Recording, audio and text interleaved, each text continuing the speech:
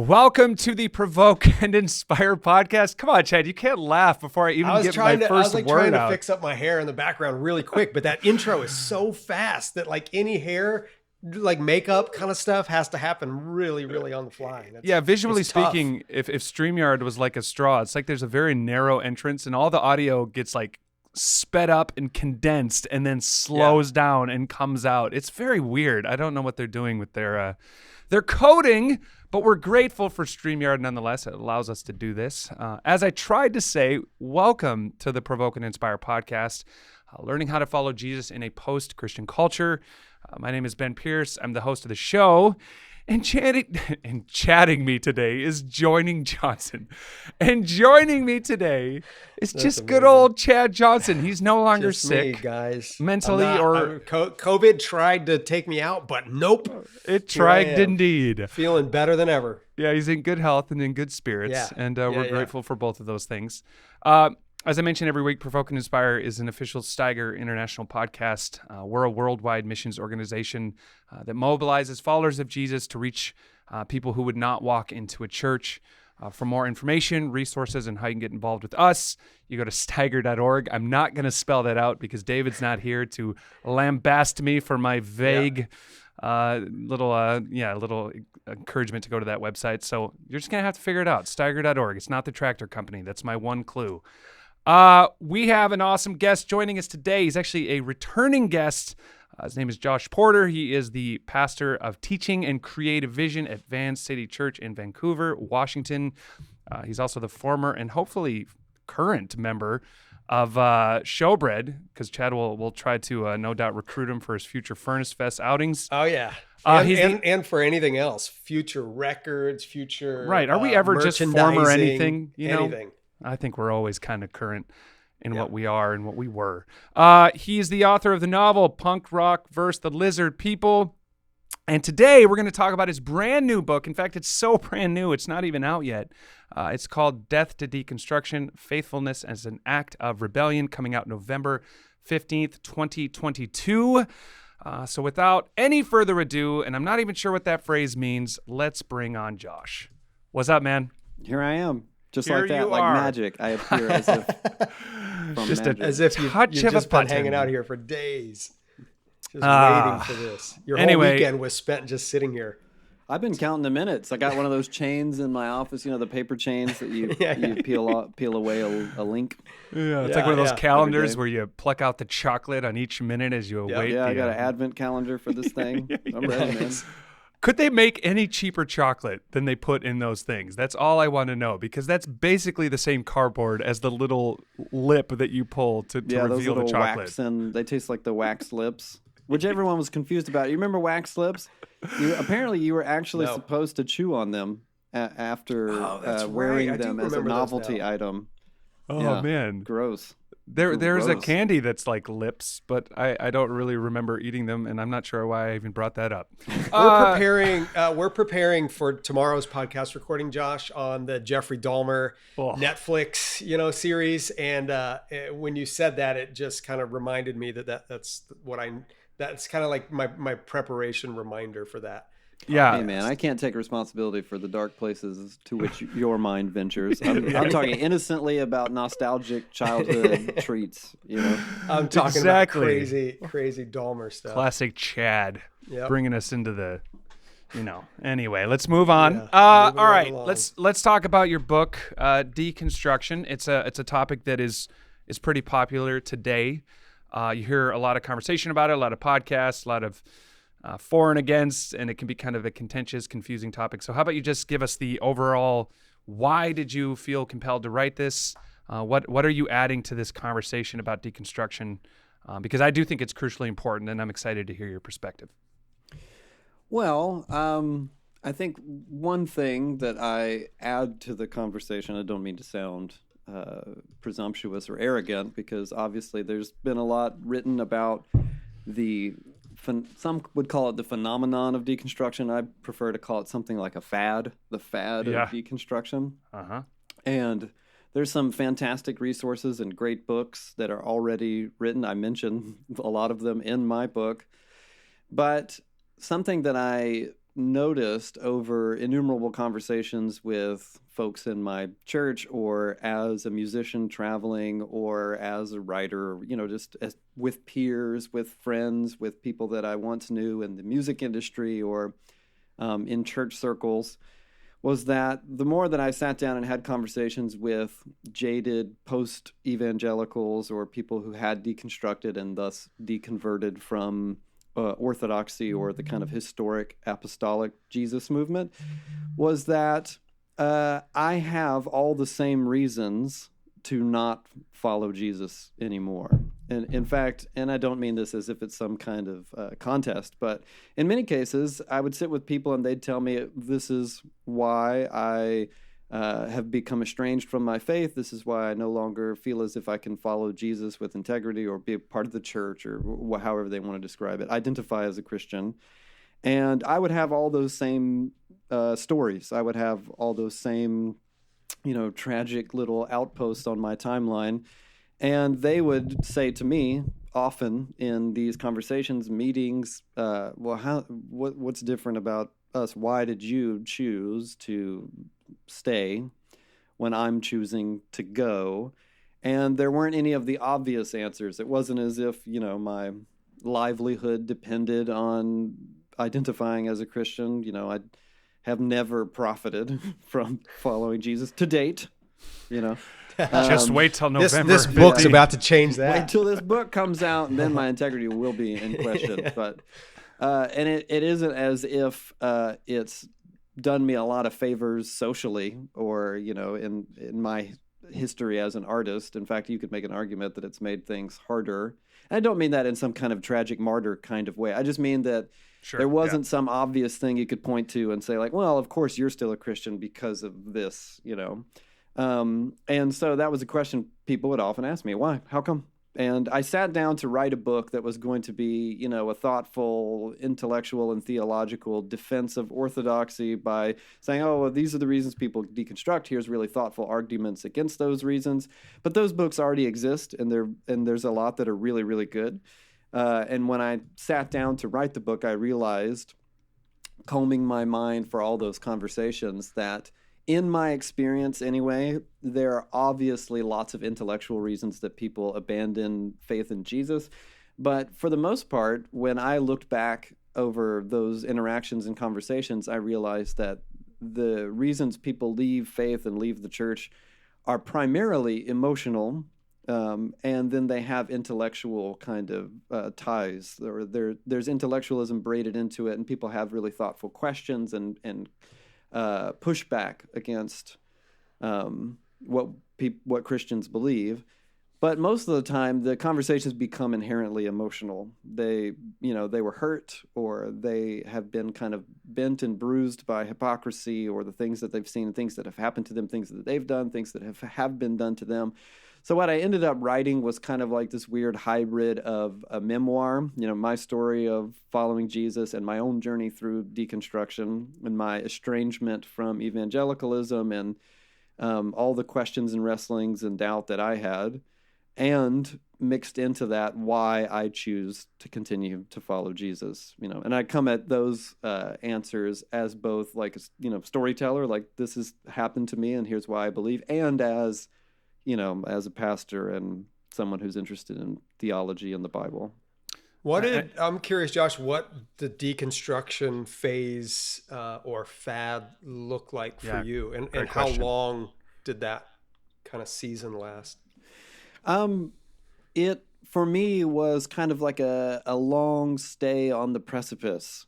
I feel as if there was a season in my kind of beginning, honestly, in my early adolescence that lasted into my maybe mid-20s, in which would this be before or during Showbread?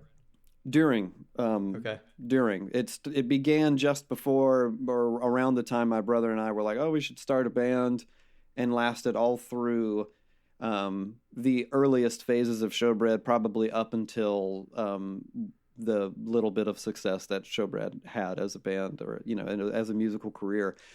And it wasn't ever for me the kind of flirting with killing off God altogether. And it wasn't even necessarily for me flirting with, killing off Jesus altogether, but it was very much. There was a long period where I had lost faith in the institution of the church, and where I did not go to church, and where I felt as if I could make an intelligent argument against church. And this was like as a 19-year-old, so I'm sure it was really sophisticated. And there was a long period during which I wanted to return to the community of faith, or church, or however you might describe it, but felt as if no one was getting it right. I was one of the only people who had figured out what was wrong with everything. And I would invest in a place and a group of people when I found the one that was as smart as me and had sorted out all the issues just like I had. But was that was all this. Go ahead. Was all this running parallel with ninjutsu training, or are those two completely separate? They overlap. Yeah, they overlap, not in a significant way. You guys don't know this listening to the podcast, but Chad still thinks it's hilarious that there was a brief period circa 2003 and 4 when myself and a couple of friends decided that we wanted to train to be ninjas. In a meaningful way, Yeah. I mean, of all the things I've heard artists and right, we paid for mail order DVDs. The only way to do it back then. Yeah. Did you have you guys had all the outfits and like the belts and stuff? Yeah, right? the belts and the outfits were unnecessary, but we felt like that was important. Do you feel like every male, sort of in our demographic, went through either a want to be a ninja or want to be a breakdancer phase and ordered DVDs accordingly? I feel like absolutely. When we were doing that, this was I was like 21 years old, and everyone ha ha ha ha, they laughed, and then they were like, well, so what's it like? Yeah. And where'd you get those DVDs? We figured, well, they laugh now, but wait till they see us flipping around. We can do. Wait till I ninja star in between the eyes. Yeah. Right. Yeah. I don't mind admitting that we did not complete the program. Yeah, well, none of us really did. I can't remember. Were you in the middle of telling? Yeah, you were. Responding. Sorry. Come on, Chad. I was. Yeah, sorry. No, that was important. That was an important deviation. It was. I was just saying that I went through. It was this long period where I flirted with the idea of bailing out on Christianity in favor of some kind of new, fluid, Jesus-centric spirituality that I was going to make myself. And I probably wouldn't have described it that way. I would have said that I was, I was figuring out the real thing and everybody else had gotten it wrong.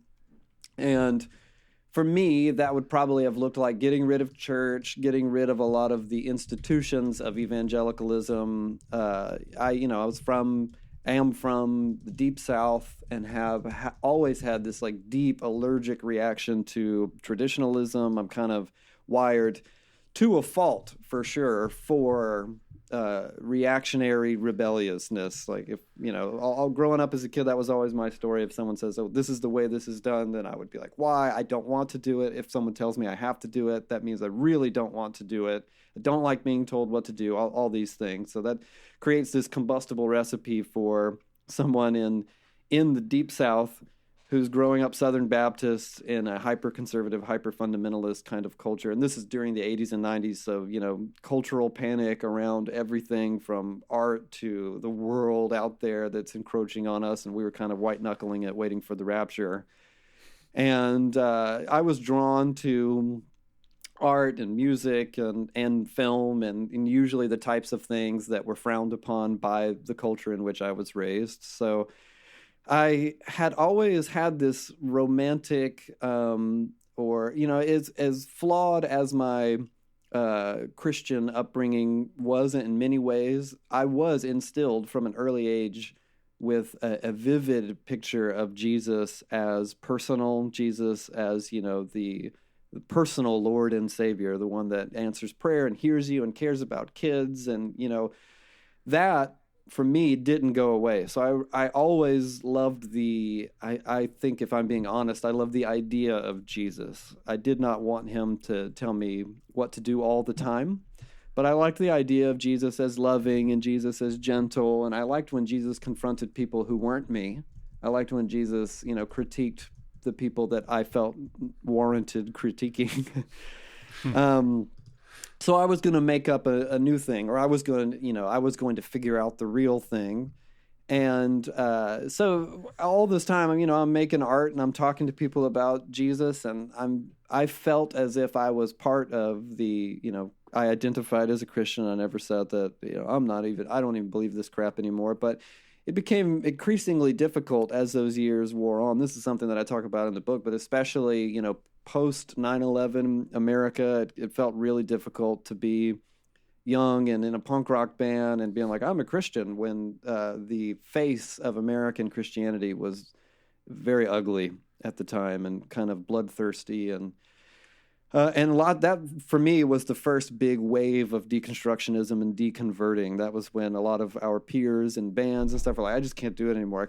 I can't be a part of this thing anymore. And that was when the politicized Christianity came kind of up from the cellar and became this kaiju. It was the thing that everyone saw rather than the thing that you'd saw if you got really into the weeds, Mm-hmm. And that made it really hard for a lot of people to hang around. And I felt the same way. I felt like, I don't want to be one of them. I'm not associated with that.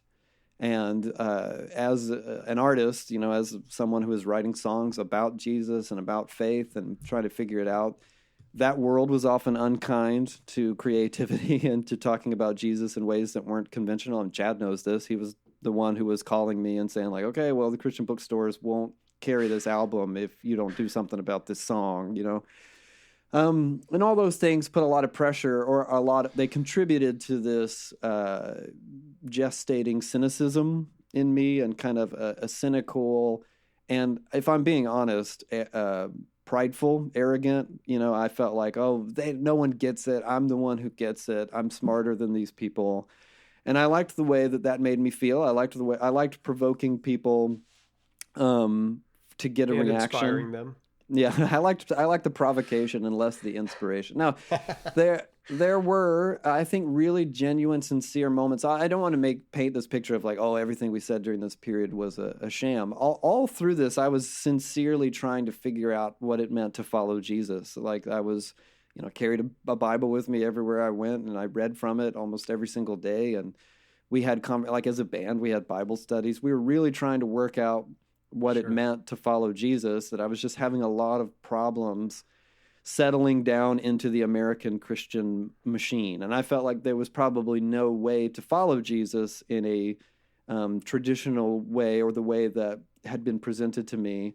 It was going to have to be, deconstructed, torn down, stripped for parts. And if there was something that came up out of those ashes, it wouldn't be anything like the faith I was handed at birth. It would be something new altogether, and probably freak everyone out. And I liked that idea. I liked the idea of imagining the church in which I had been raised, going like, oh my gosh, Josh, what the heck is, like it was, if I'm being honest, again, kind of immature and reactive, emotional. I felt like I had been hurt. I felt like I had not been treated well. And I felt like the Christianity of my upbringing and American evangelicalism was unthinking and ignorant. And I made a decision to overlook all the good things that I saw, even good things about my own upbringing, that now I can say like, oh yeah, a lot of it was really messed up, and there was a lot of hypocrisy and things that were I think, not right. But there are always some really, really lovely things about even being raised Southern Baptist in that conservative environment. There were some beautiful things, and things that contributed to me as a human being in a good way, not a detrimental way. And traveling around the world for years and years and years as a Christian band means that you go to churches all the time and you interact with people who follow Jesus all the time. So inevitably, because they're human beings, you witness firsthand a lot of lame stuff.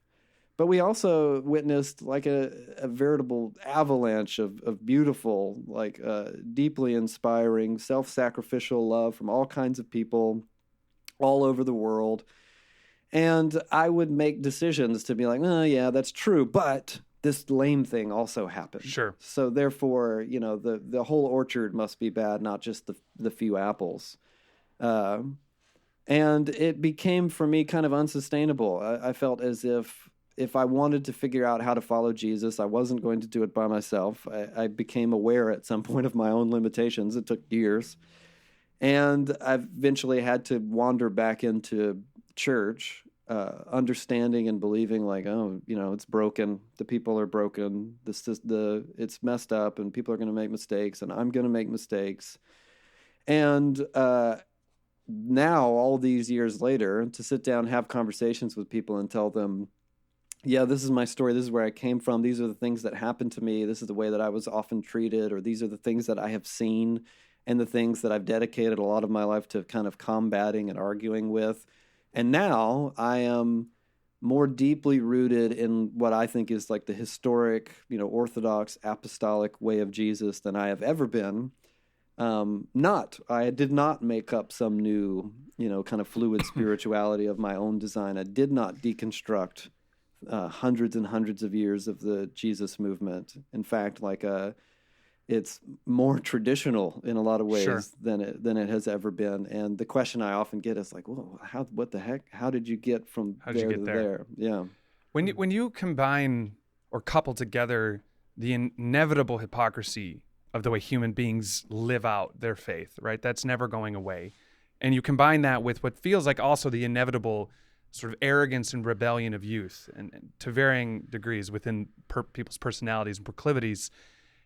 Do you feel like deconstruction is inevitable on some level, maybe even necessary on some level? And how do we even see that as a necessary thing in the church, and maybe help rather than freak out by it? Because you differentiate deconversion from deconstruction, and I think in a helpful way. How do we almost see that as a tool we can use, or a rite of passage that needs to happen, and we have to help come alongside people as they go through that? Do you see what I'm trying to get at here? Absolutely. How do we reclaim that in the right sense of the word? Well, this is where I think words matter a lot. I realize that the term deconstruction means a lot of different things to different people, Yes. and it has lots of different applications. And one of the things that came up immediately when the not so subtle title of my book was announced was, I thought deconstruction was a good and necessary and even inevitable thing. But I think personally, and I don't think this is a controversial opinion, that deconstruction and the kind of modern pop culture or spiritual pop culture vernacular has become a shorthand for bailing out on Jesus, or kind of dispensing with the trappings of historic Christianity and making up some kind of new fluid spirituality of your own design. And the actual Webster dictionary term kind of lends itself to that interpretation as well. I think personally that it's more helpful to give what some people would call good deconstruction a new term altogether. In the book, I call it transformation. I think spiritual formation is another great way of describing it. All of us have to transform our faith over time. No one is given, the perfect recipe for discipleship to Jesus in their early upbringing and apprenticeship. No one comes to faith and gets the handbook that's, without error. All of us transform faith, and all of us go through periods where we realize like, oh, I was taught this, and I'm not so sure anymore that this is most consistent with the scriptures or with the way of Jesus or with what, really, I mean, centuries of disciples of Jesus all over the world have taught and believed. Or some of us, are handed certain things and within a certain camp, and we realize like, oh, I don't have to have this thing to follow Jesus. This belongs to a certain camp, and I can let this thing go. And I'm still within the family. I'm still like a part of the movements, part of the faith. I just, it just depends on context and upbringing and, where you're born, you're part of the world, the story that you've been given, the stories that you've been led to believe. So all of us transform faith. That's part of the spiritual formation process in growing in maturity as a disciple of Jesus. And it happens inevitably, I think, when one carries out discipleship in the context of community with other disciples of Jesus. If you have that vulnerability and accountability, and you're submitted to the authority of Jesus as not just, teacher, food for thought kind of sage, but as master, Lord, God, and you're submitted to the authority of the scriptures, and you're doing the really difficult work of interpretation. Submitted to the authority of scriptures doesn't just mean like, well, the Bible says it and that's that. Like all of us have to do the really difficult work of interpretation. And we work that out in community. And we don't just have like our immediate community. You have like disciples of Jesus all over the world and wealth of written knowledge from, the history of Christianity. And so, in the book, I make the comparison to the medical community. I think it works very similarly, where if someone comes along and presents some kind of new finding and says, you know what, I actually believe that Windex cures the common cold. Or COVID. Or COVID, yeah, there you go. I actually wrote before that part. Yeah, bleach. You can drink bleach and cure COVID. Yeah. Then other people within the medical community would be within their rights to say, like, okay, well, that doesn't seem like that's the case. Show us your research. Show us how you got there. Let's see if it conflicts with pre-existent research or deviates from what we already know to be true scientifically. And if someone comes along with some kind of crazy new thing and it turns out to be, after it's tested, after it's peer-reviewed, that it's true, I can't believe it, but this crazy idea turns out to be true. This fungus is turned penicillin. Now we have penicillin or whatever. The same thing happens within the Orthodox Christian movement, where if someone comes along and says, you know what, I think we've been reading the Bible the wrong way all this time, or I think that, Jesus really meant this when he said that, then it comes under a kind of community peer review, and other people look at it and say, okay, well, tell us how you got there, and let us do the hard work of working through it together. And if, at the end of that journey, it turns out that virtually everyone says, no, that's not what the scripture say, that's not how that, how we have read that for all this time, then, that's this is a dirty word now, but that's dismissed as a heresy or a false teaching. We're like, that's not true. We don't believe that. That's not what disciples of Jesus believe. And other times it gets kind of brought into the movement and says, like, you know what, this is something we're figuring out. This seems like a valid interpretation. The point is that it happens in community, not just me, Josh, over by myself saying, like, I think that the Bible really means this, and no one's holding me accountable to anything. No one, and I have no vulnerable community interaction where someone's being like, dude, why are you saying these things? Because, I know best, I think that that's all part of transforming faith, of spiritual formation.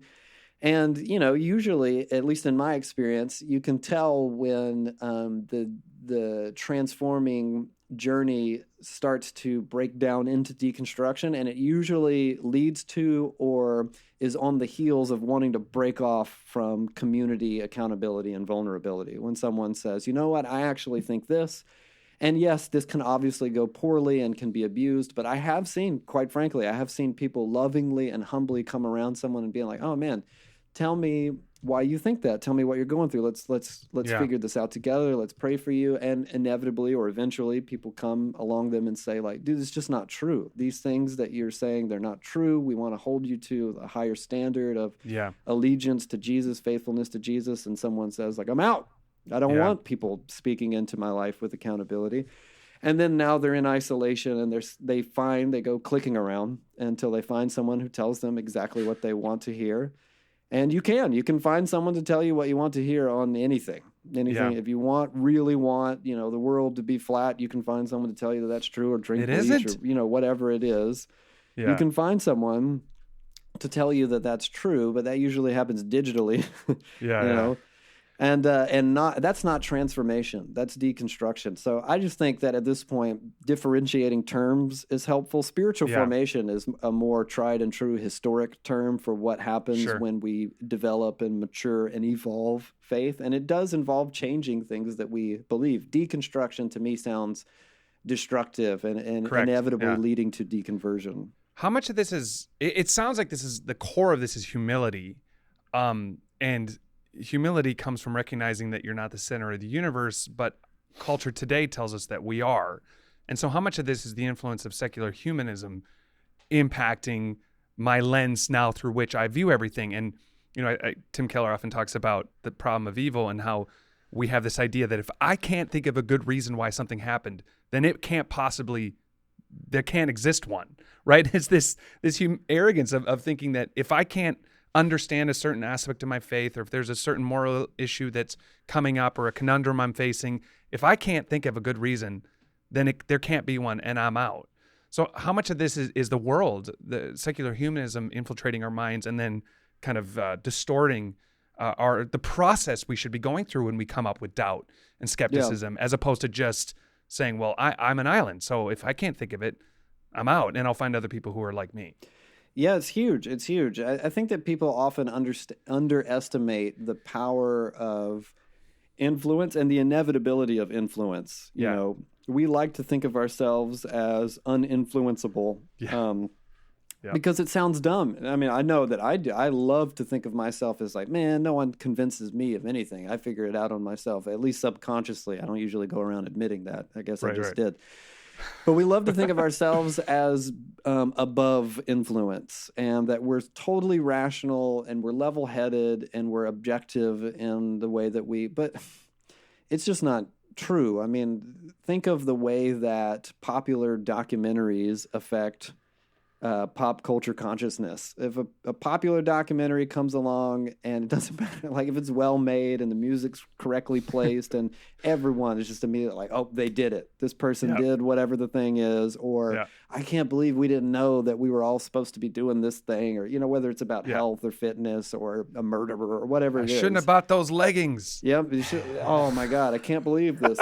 I never knew this about, you know, carbs. And then, you know, along come these kind of responsive and reactive fad diets or movements to cancel something. You know, it's just, we're easily convinced, and we're easily convinced within the kind of like, if it comes in the right package. You know, we're creatures of content. We love to get that sweet content, you know, and if it's done well, then we'll sign up. And I'm speaking for myself as well. It's really hard to be above influence. I don't think that anyone is, but influence doesn't just come to us from pop culture and from Netflix documentaries. It's the stories that we believe, and they're often kind of subconscious. Like, I've always understood this about the world because that's the story that's always been told to me, the story that's kind of been grafted into my subconsciousness, and now I interpret the entire world through that story. I mean, think about the people who do have deconstruction stories or even spiritual formation stories.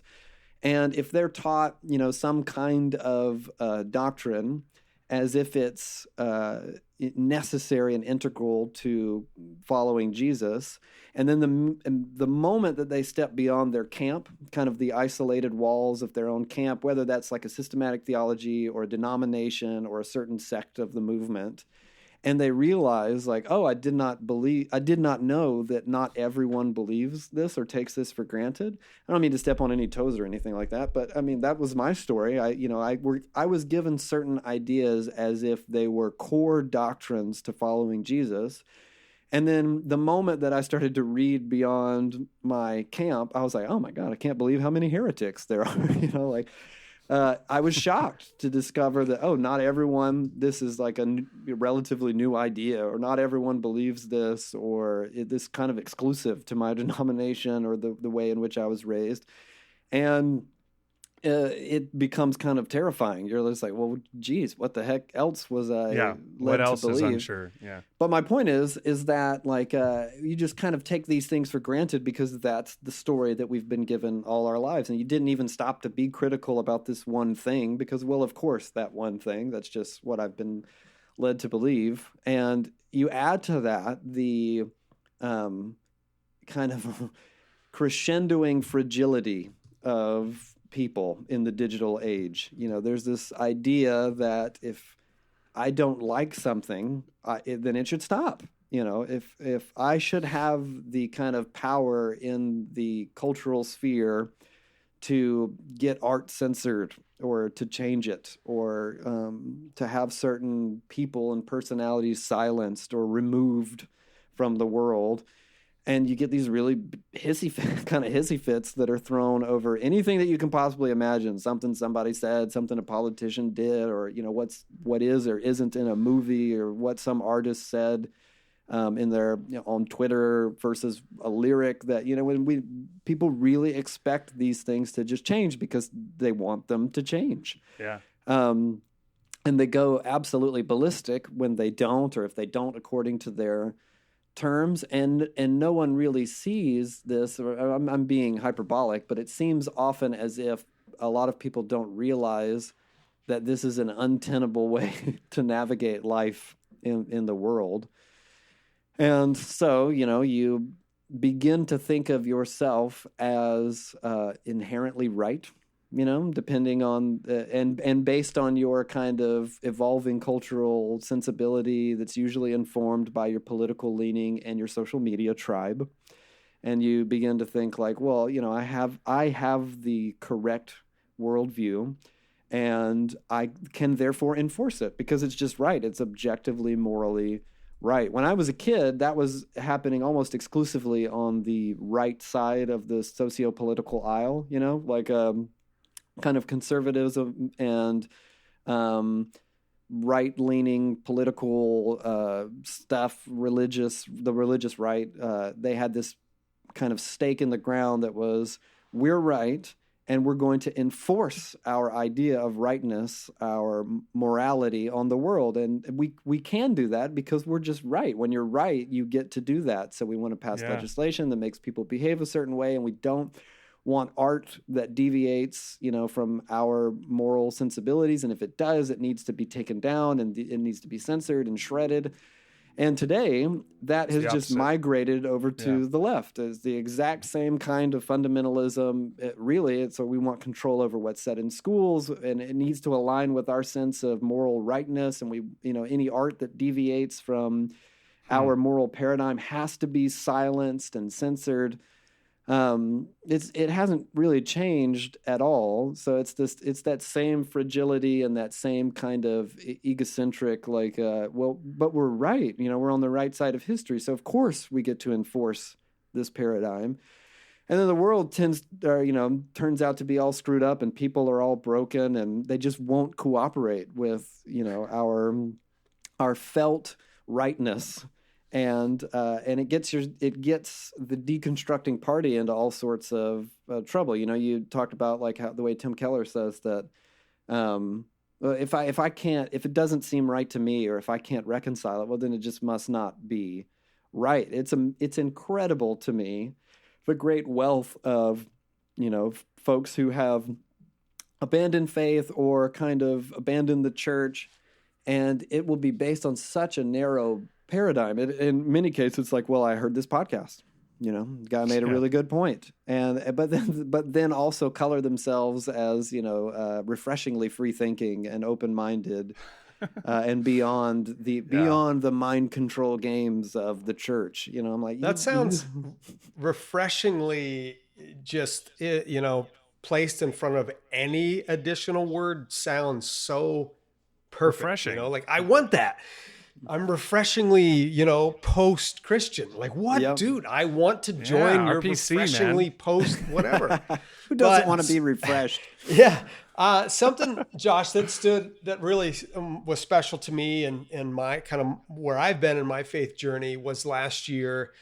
My favorite memory from Furnace Fest was being on stage with my family, because that like picture in and of itself is like the greatest grace gift from God towards me, is just still having a family that loves me, still being married, still having kids that cherish and actually enjoy connecting with their dad. Is that there's like a moment in time where backstage or on stage for Showbread was just like this perfect encapsulation of like God's just wink over my life, and like, hey, you like all the stuff we've been through together, it's us together, and this is why we're still doing this, because of the relational connection. But one thing you said, and what probably stood out more to me than anything sonically or performance wise were the words that you shared, and I feel like they tie in really well with your book. And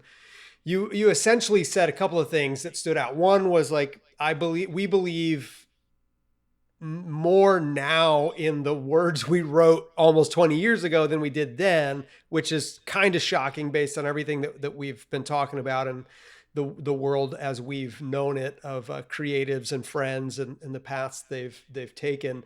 And then you also talked about the idea of Christianity as rebellion, and Christianity as like a punk rock, like a true punk rock spirit.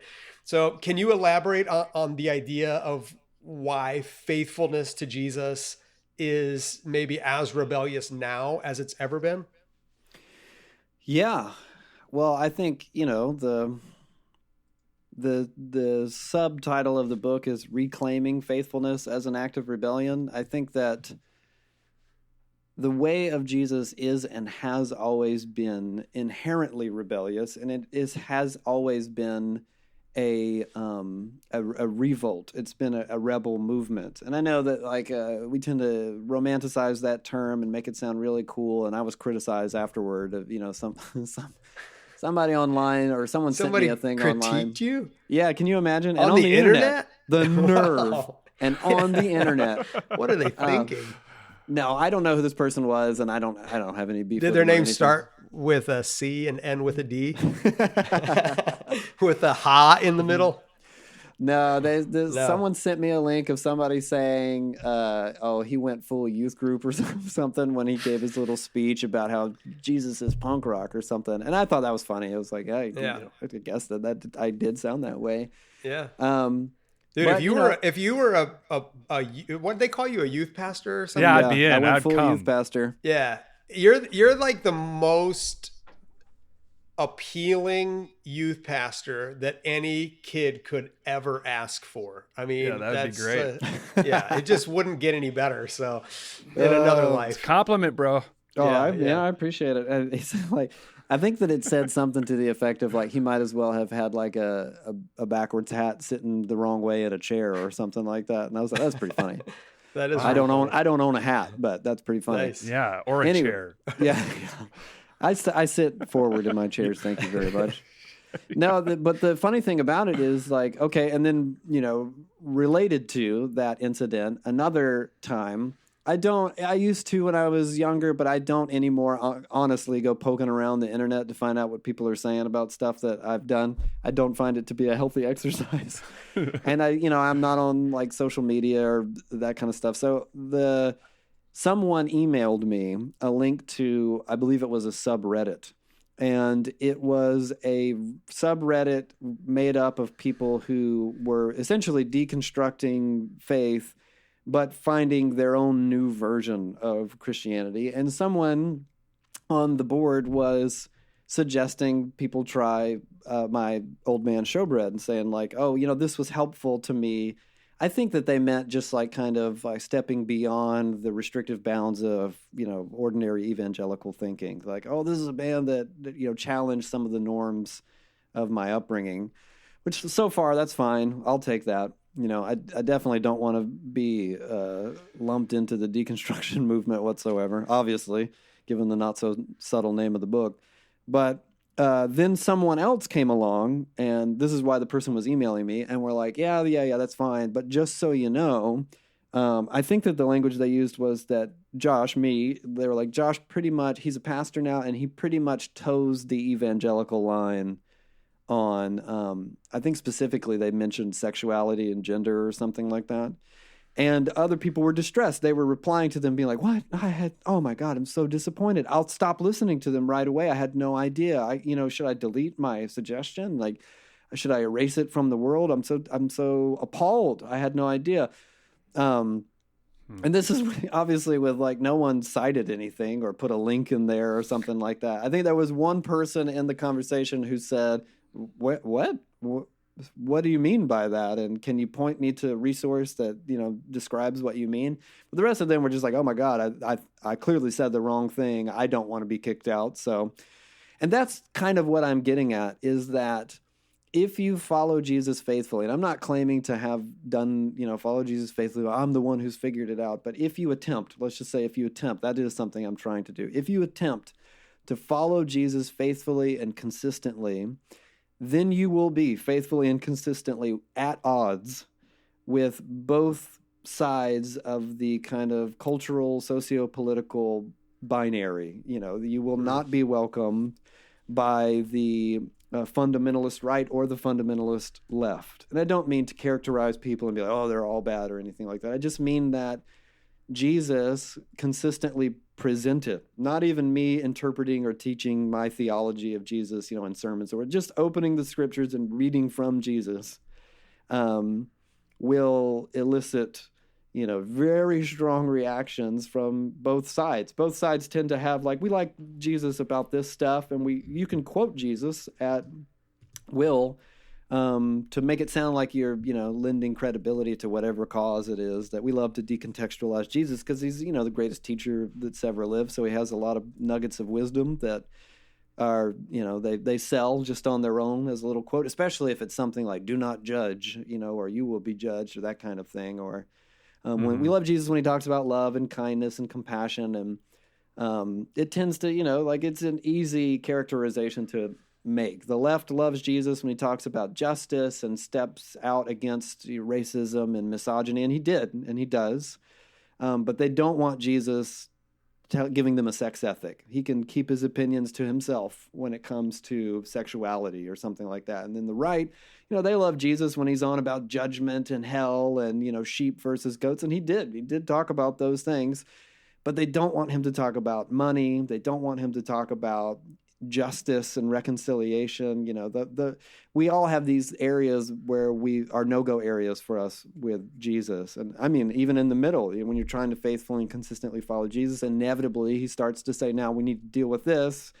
And you're like, well, great. I don't want to deal with this. And it becomes this painful wrestling to follow Jesus faithfully. So if you do set out to not just learn the teachings of Jesus, but put them into practice, you will be inevitably in rebellion against the dominant cultural narratives of the day. And that has been the case for 2,000 years now. It's easy to, it's easy to kind of fall into the world is falling apart thing. Every generation feels that way, and not without reason. There's been something going on in every generation that feels like, oh my God, I can't believe that this is the world we've inherited, and this is the world we're going to give to our children. So in the middle of that, in opposition to that, always stands the way of Jesus. So yeah, I mean, I tend to go to the whole following Jesus is rebellion thing because that's what I'm drawn to. That's what I've always been drawn to. That's why I found punk rock and loved that, and that's what I've kind of has inspired my art and writing. But I don't mean it as a cliche, Star Wars kind of way. Like, what do they say in the line in Rogue One that got quoted to death after that came in? Oh, all rebellions begin with hope. Everyone's saying that. Like, what are we rebelling against? This is hope. Yeah. We're rebelling against hope. That was a space movie. Hearing you talk about this, it makes me think the whole idea of spiritual formation is so crucial because, we have often a version of Christianity, without trying to sound judgmental, that's very much check a box, raise a hand, come to church. And is it any wonder that kind of faith, faced with the conflicting messages of culture, of tolerance and of your own island, you decide what's true, you define reality, you pair that with the true cost of what it actually means to follow Jesus in an authentic way, no wonder people are bailing, right? Like how would they not bail? When I'm confronted with that, and I'm not discipled and prepared for the battle that it's going to be to follow Jesus faithfully outside of the church, I don't really stand a chance, do I? I mean, it feels like that is where it all starts, is in that proper spiritual formation in those earlier, continually throughout the process. Yeah. I think that we've been generationally been given a bad hand to a certain extent because we, on the heels of, I don't mean to throw him under the bus, but on the heels of kind of the Fred Rogers sentimentality of you're so wonderful and special. And obviously, I don't mean to offend the cult of Fred Rogers, but he meant something deeply different. Offended. Yeah. Well, that's what I'm here for, a provocateur. Yeah. I think that, that regardless of what he meant or anyone else meant, but a lot of folks my age were raised to believe that we were the bright, shining center of the universe, even if that language wasn't used, but that the world was kind of going to open for us, and we could be whatever we wanted to be because we're oh so very special. And we faced a lot of disappointment when we realized that that's really not true. Not that we're not unique, or that human beings, are. I believe that human beings are, they're made in the image of God, that they should be dignified as such, and that they're the beloved of God. So it doesn't get much more special than that. But the special that I was promised was like, you could do anything. If you want to be rich and famous, you can do that. You can, and I think very good-naturedly, like by loving adults who were trying to uplift and encourage and inspire. But I think that Xennials, meaning kind of the overlap between Gen X and millennials, certainly millennials after that, and I wouldn't presume to know, but maybe even like the subsequent Gen Z, and have kind of inherited this cultural paradigm that I'm really, really, really special. And what I say is like unique and wonderful and matters, and it should have weight. It should have cultural weight. And, if I want something to happen, then it should just happen for me. And why shouldn't it happen for me? And if I want something to stop, it should stop. And, I was telling my 8-year-old son last night, that he was like trying to stop me from correcting him. He was like, all right, I get it. And I was like, no, let me finish what I'm saying. I'm not trying to be rude. I want you to understand why what you were doing was not good. And he's like, but I don't want to hear that. I'm like, okay, well, this is one of the most important lessons I can give you, son. Just because you don't want to hear it doesn't mean that it's going to stop. Here comes the rest of it.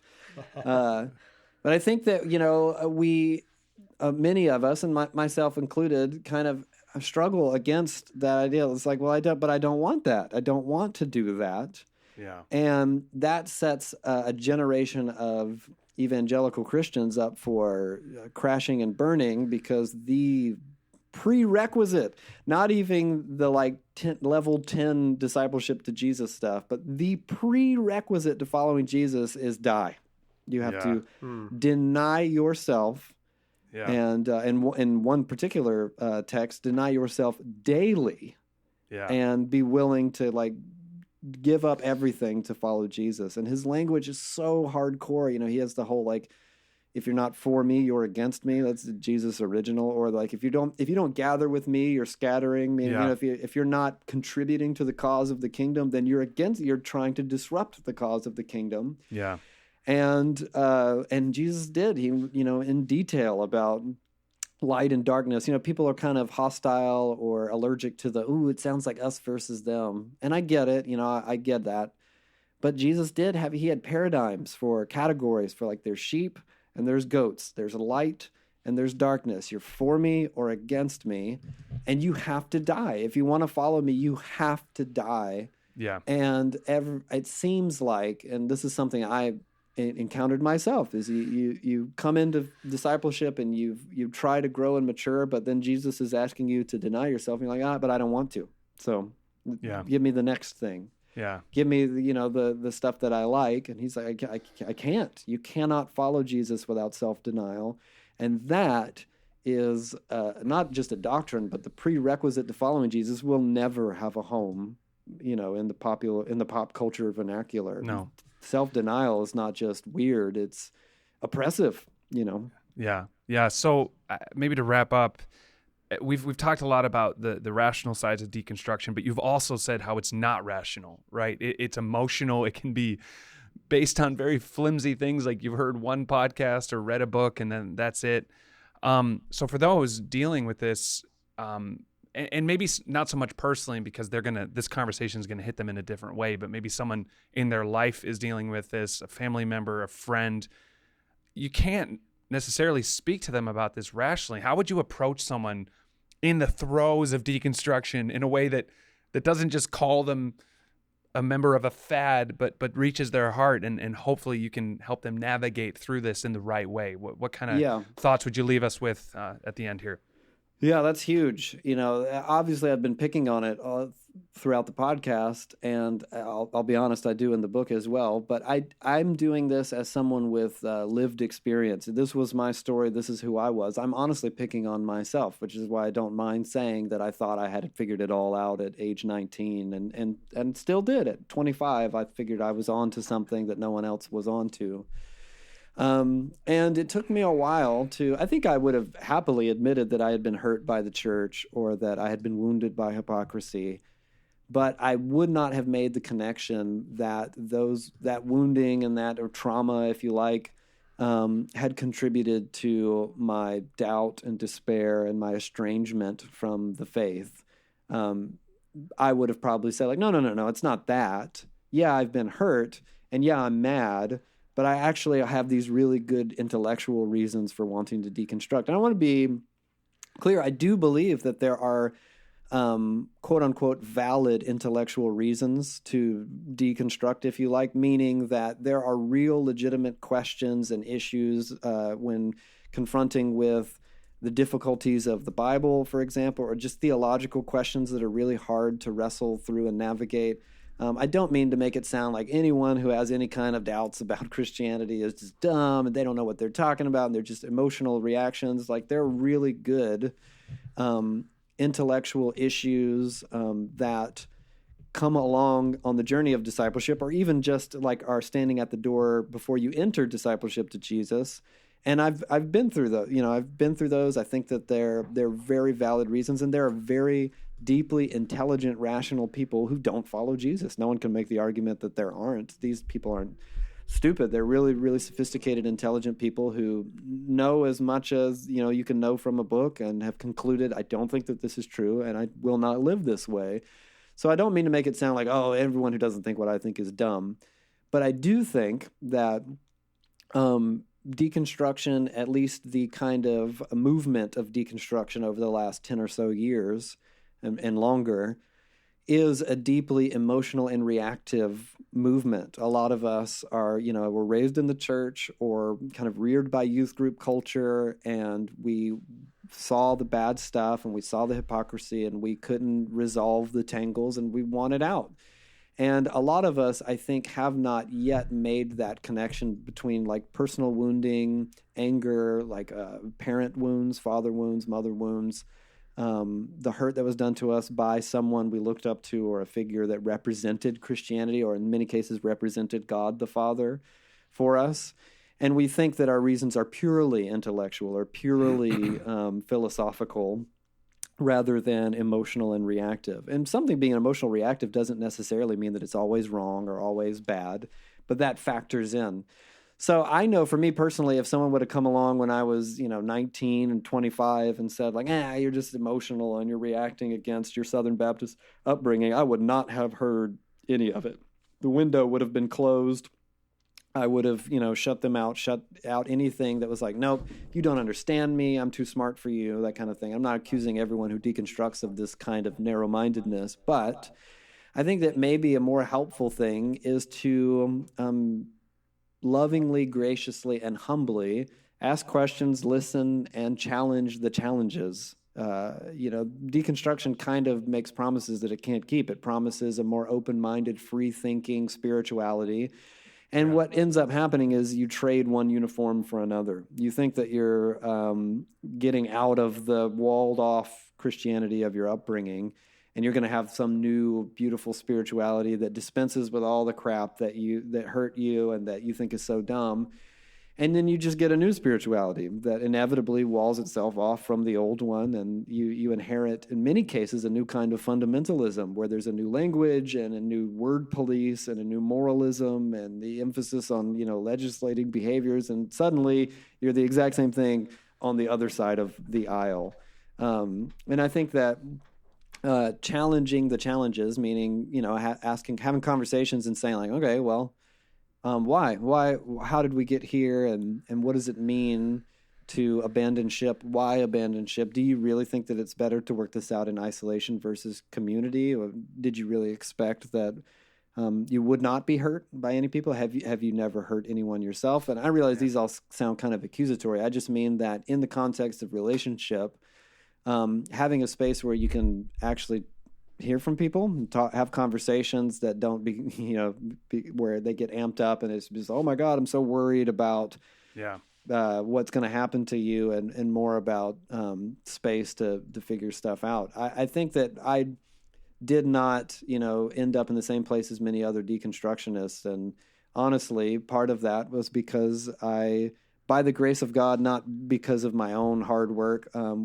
was surrounded by people over time that would come into my life and remind me the beauty of the community of God and the family of God. And, like being friends with people like Chad for enough years to be like, even subconsciously, this guy still loves Jesus. He's not perfect, but, he's someone that I look up to, and how he hasn't bailed out, which is one reason, that I think it's important to stand up on stage at a punk rock show and be like, I still think these things. In fact, I think them more now because there inevitably becomes, 1%, 5% of that crowd that goes, oh my God, I thought that I was by myself. I thought that I was the only one who still believed these things, and I was about to give up.